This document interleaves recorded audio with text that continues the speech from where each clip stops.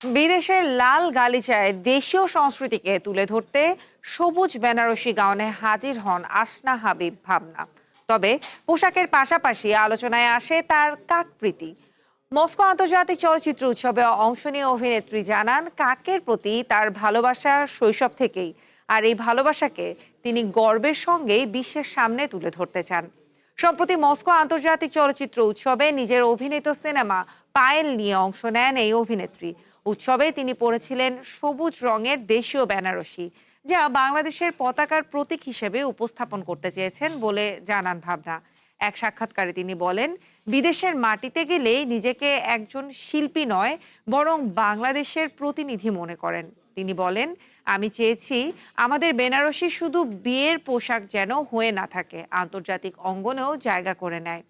তবে পোশাকের চেয়ে বেশি আলোচনা হয়েছে তার কাকপ্রীতি নিয়ে। কাকের প্রতি নিজের ভালোবাসার কথা বলতে গিয়ে ভাবনা জানান, পুরান ঢাকায় বেড়ে ওঠার সময় সবচেয়ে বেশি দেখা পাখি ছিল কাক। সেই ছোটবেলার পরিচয় থেকেই কাকের প্রতি তৈরি হয়েছে তার এক অন্যরকম মায়া।